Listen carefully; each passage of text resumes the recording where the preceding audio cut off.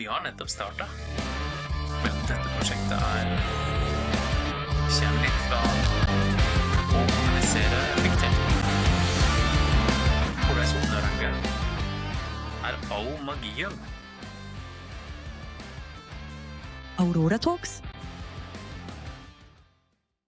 Velkommen til Aurora Talks, The Human Protocol, en serie fra Mattekart. Denne sesongen fokuserer på hvordan en tar avgjørelser og leier når endringene akselererer og teknologien omdefinerer spillereglene. Rolige samtaler, ekte erfaring og et menneskelig blikk på hvordan vi bygger og hvordan vi jobber. Ekte erfaring, ekte samtale.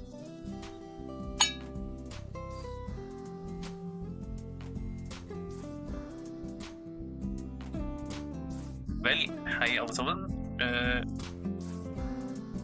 Ideen med denne episode 0, demo episode 0, å prøve å se hvordan det går. I dag det ikke noe intervju. I episode 0 blir det ikke noe intervju, men jeg lover at det blir det i de neste. Ideen med denne episoden å snakke litt. Vi skal ta for oss 3 hovedtema. Opphavet, formålet og hva som kommer, ok? Jeg bad assistenten min, ChatGPT, om litt hjelp.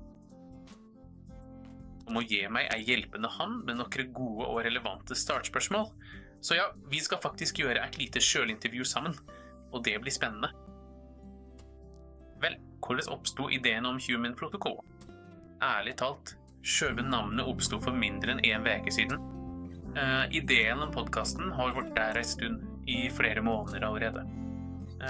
Ideen om å starte med alt dette har vært under utvikling, men den hadde ikke noe navn. Faktisk skulle han nesten hete Matecraft, rett og slett. Matecraft podcast, bare sånn. Men så byer vi ChatGPT og jeg, altså. Vi byer. Flertallet ganske avgrenset. Ok, hva var det? Litt i pingpongen, ikke sant, med KI-en, var det å jobbe med ideen om å si, vel, det verdt å ha et navn, og hvordan skulle det være? Jeg har alltid likt ideen om dette med aura, aurora. Vel, dette prosjektet kom litt fra denne historien, ikke sant? At jeg kommer fra Tierra del Fuego, at jeg i Norge akkurat nå, og jeg vet ikke Aurora Australis, Aurora Borealis. Det var litt av ideen. Jeg tenkte, vel, hva med Aurora Talks? Hvorfor ikke? Men Aurora Talks sier meg ingenting, liksom. Vel, hvordan ville dette være? Og vel, det var da det raskt dukket opp, og sa jeg vel, og den første, vi har nettopp startet, men om vi går ut fra at dette kan ha flere sesonger, og Gud vil, for det hadde jeg virkelig likt. La oss starte med den første. I den første, hva skal de gjøre? Det blir mange intervju med folk jeg setter stor pris på, folk jeg i mange tilfeller ser på som venner, veldig nære. De alle venner på en måte, ikke sant? Men det noe som veldig nære og slikt. Og vel, uansett, vi skal ha samtaler med alle disse folka som jeg har møtt gjennom karrieren min, og som vil fortelle om erfaringene sine fra sitt kunnskapsområde. Det ideen. Avhandlingen. Men vel, la oss se på det andre spørsmålet. Hva fikk deg til å ville snakke om den menneskelige side av teknologien? Den menneskelige side av teknologien. Vel, jeg tror at karrieren min, selv om hun startet litt tøft med matematikk og alt dette innen ingeniørfaget, så tror jeg at litt etter litt med tiden lærte jeg om soft skills, ikke sant? De mjukere ferdighetene. Og jeg tror at de mjukere ferdighetene var de som virkelig åpnet veggen for meg til å skille meg ut. Så, vel, det der jeg tror det fører meg til å koble meg på soft skills, ikke sant? Fra undervisning, fra leierskap, fra management. Bare det å kunne ha en hyggeligere samtale med en kollega, med en likemann, med hvem som helst, ikke sant? Og å kunne kommunisere på en effektiv måte. Hvordan oppnår det? Der ligger alt, ikke sant? Der ligger all magien. Så ja, det kommer litt derifra. Hva spesielt med denne første sesongen innenfor alt som Matekraft? Vel, at det den første, det tror jeg gir det veldig spesielt. Podcasten i seg selv en måte Matekraft uttrykker seg på. Matekraft til sjuende og sist et selskap jeg holder på å grunnlegge i Norge. der hovedmålet knyttet til skill-up, management, la oss se, prosjektleding som sådan, men også litt ideen om matekraft som contractor, ikke sant? Og kunne gjøre litt offshore, nearshore, og håndtere, la oss si, konsulenttjenester innen IT på en effektiv måte, og at hvis en på et tidspunkt har behov for konsulenttjenester eller skill-up, eller en eller annen plan for å modernisere eller gjøre en omforming, at de tenker på Matakraft som et levedyktig, pålitelig alternativ, som jeg ville.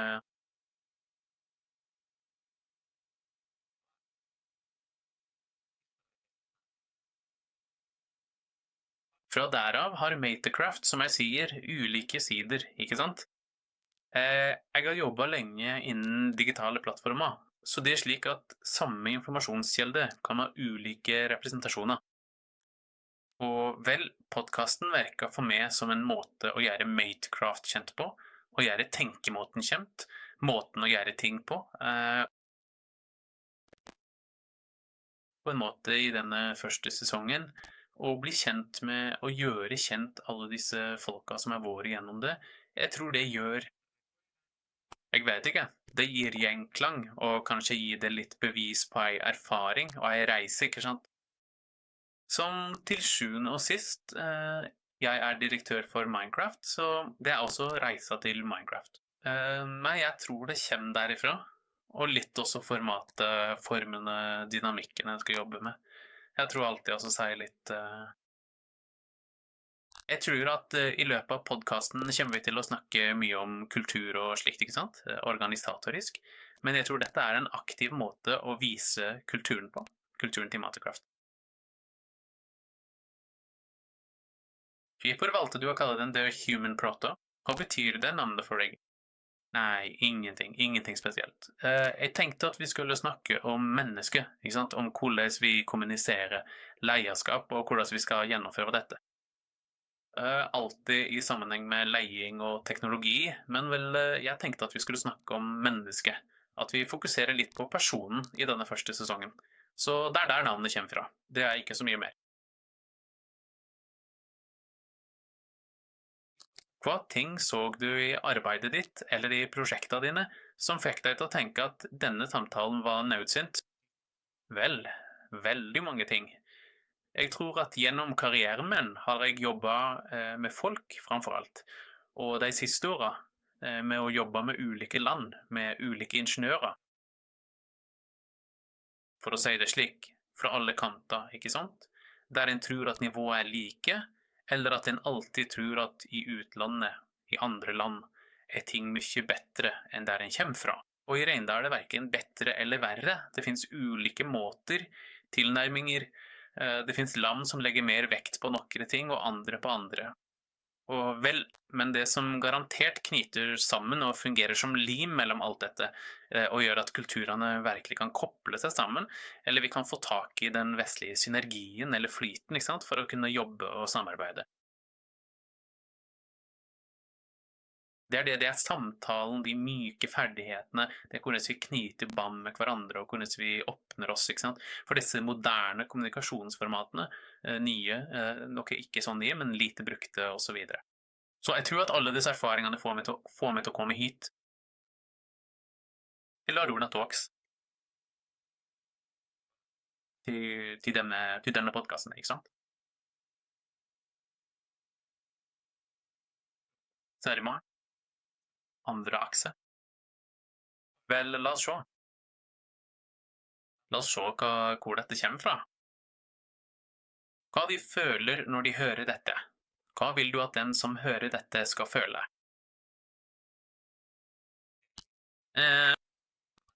Mat imellom, ikke sant? Med litt matekraft. Jeg forklarte det ikke, men matekraft som er selskapet som sådan, som la oss kalle det sponset podcasten, eieren av podcasten, kommer rett og slett fra mate, fra Yerba Mate. Jeg er argentiner, så dette gjennomsyrer virkelig hele livet mitt. Og kraft kommer fra å gjøre det for ham, for å gi et lite nikk til dette landet der jeg bor, som Norge. Og det her jeg starter denne podcasten. Jeg tror at hele podcasten generelt, eller hele Matekraft, men spesielt podcasten, har mange nikk til Norge, for sanningen at det her jeg starter alt dette, og det det som lett må skape. Så ja, uansett, muligvis. Hadde det vært nok å gjøre ting på spansk og engelsk, men vel, det litt, ikke sant? Å gi et nikk til Norge, og også ha litt at de også der. De eksisterer, de til stede, og de viktige. I alle fall i livet mitt akkurat nå det viktig. Og jeg også takknemlig. Så ja, det et lite nikk til de, at de muligvis kan finne dette og fremtidig innhold også på norsk. Og det var det. Greit. Hva vil jeg at lytteren skal føle? Jeg vil at du skal føle at du deltar i en samtale med venner. At du har du sett når to personer plutselig snakker sammen, og du kanskje der? Kanskje virker det som om en nysgjerrig, ikke sant? At en hører på en samtale. Men dette har skjedd jo ikke en gang At de hører på en samtale mellom to personer. De rett og slett en del av samtalen, men de snakker ikke sant? Og de hører på dem. Og de underholdende. Vel, jeg vil at de skal føle det. At de I det øyeblikket der de underholdende på å høre på den samtalen mellom venner, sant? Og at de sier, og at de liksom nikker med hodet, eller at de tenker, eller at, vel, og nå om de har en kommentar og vil legge den til, så vil det sikkert være rom for å kommentere også. Og prate og ta dette litt lenger også. Så, vel, det det. Det det jeg vil at de skal føle. Hva slags samtaler vil jeg at det skal være her? Vel, det samtaler spesielt om teknologi og leierskap, ikke sant? Men vel, vi kommer til å prate om alt, tror jeg. Til sjuende og sist en prat mellom venner litt sånn, ikke sant? Eller en prat mellom profesjonelle venner, eller mellom kollegaer. Det blir litt sånn at det spinner og forgreiner seg, ikke sant? Vi skal prøve å holde fokus, men framfor alt det teknologi, leierskap, management og litt veien mellom, og prøve å sammenligne disse to verdenene. Teknologi veldig breit. Det ikke bare programvare, eller bare maskinvare, eller nettverk, telco. Altså, bare ved å prøve å nevne noen av de viktigste, legg merke til hvor mange jeg nevnte, og hvor mange ulike områder jeg sa, og det finnes mange flere.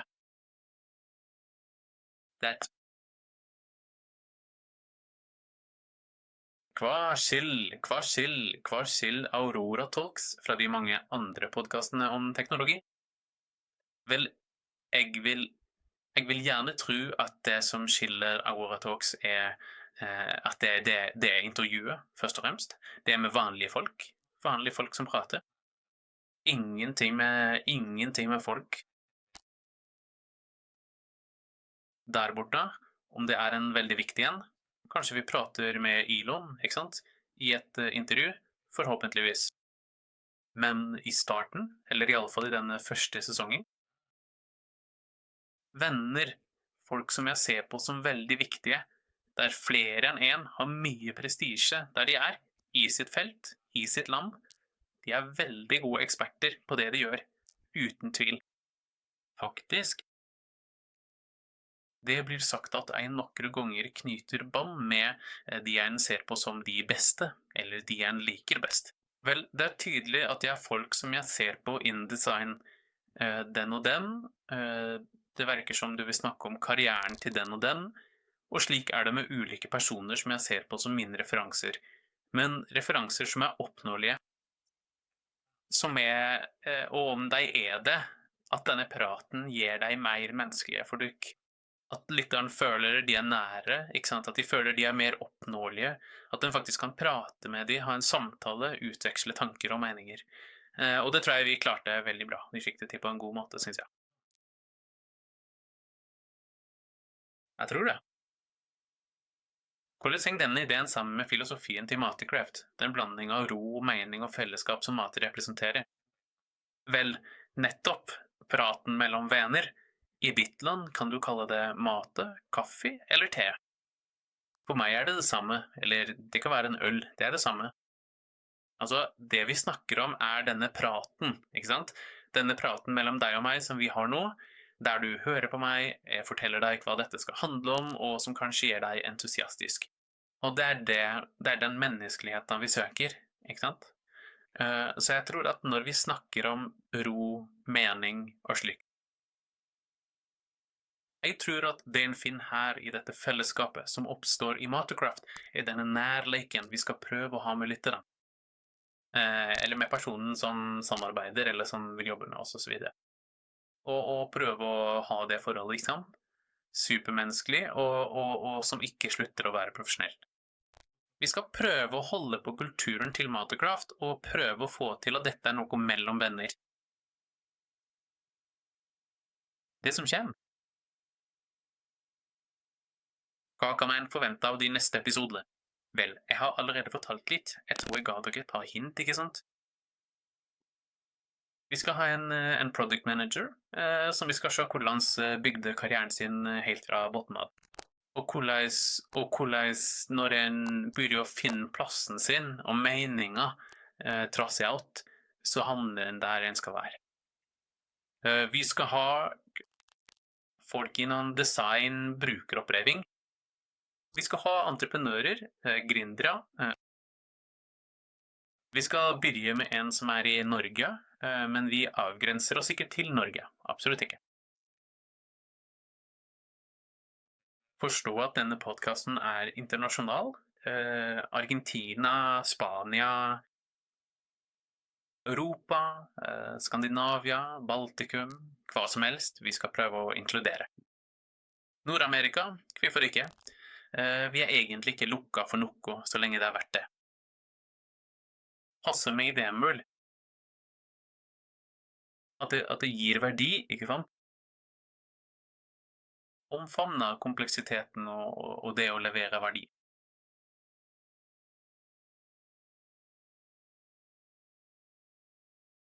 Andre episoder jeg har tenkt på.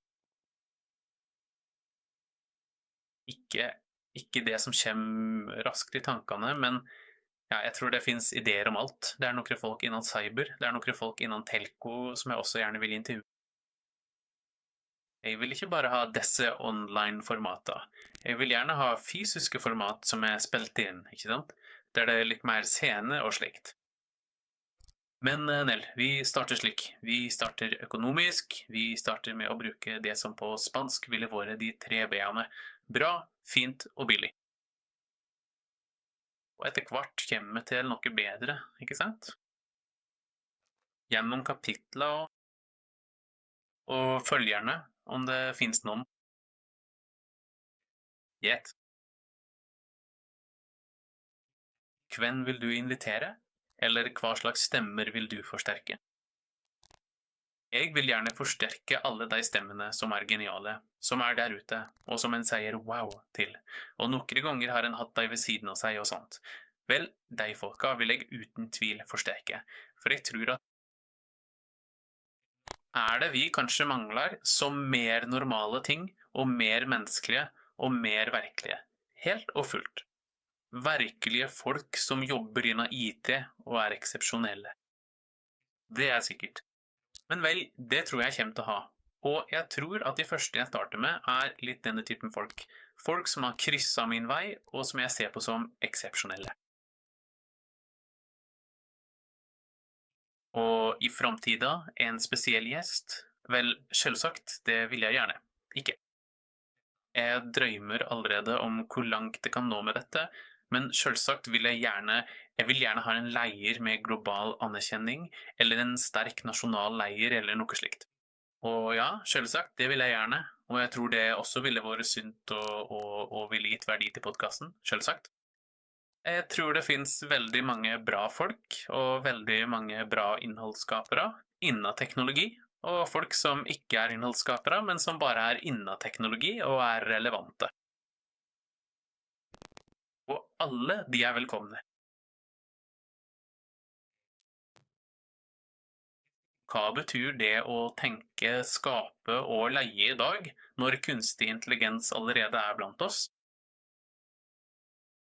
Vel, det en frase som jeg noen ganger har som bakgrunnsbilde, som sier «Think twice, code once». Tenk 2 ganger og kod bare 1 gang, ikke sant? Og kode, altså som verbet for eksempel. Jeg tror det å tenke litt det, ikke sant? Det å stoppe bilen, stoppe litt, ta en pause. Se hva jeg har rundt meg. Og fyre løs, ikke sant? Noen ganger trenger hjelp til å sikte, men I det minste til å stoppe. Med klare tamper. Gjære. Grunnleggende, uten handling, dør vi I idéverden. Som en moderne filosof, Omar Karimi, sa. Du lever I ei tankeboble. Men jeg tror at om du blir værende I idéverden, det litt det som skjer med deg. Unnskyld det groteske, men vel, jeg synes det ekstremt representativt. Det handler om handling, egentlig. Det handler om handling. Eller du ser at noen sier til deg, eller gode, nei, men jeg tror det svært mange som gikk dårlig for meg. Du ser sikkert de som gikk bra for meg, for det de som får oppmerksomhet, men det så mange. Der vi har det. Så, vel, jeg tror at den virkelige delen litt B. Det å handle, det å gjøre ting. Å leie litt av den ånda, ikke sant? Lidenskap og vilje, og drive det fremover og dele det. Vise. Bare, jeg tror at handlinga å spraye det en liker. La oss kalle de teknologiske evangelister. I det ligger det mye implisitt leierskap. Så jeg tror at å leie det litt dette å dele og kommunisere, ikke sant? Det vi gjør med podcasten, det vi gjør nå I det daglige arbeidet I Mattekraft, og det vi kommer til å holde fram med å være. Dette The Human Protocol, den første sesongen av Aura Talks. En stab der teknologien blir menneskelige hjem,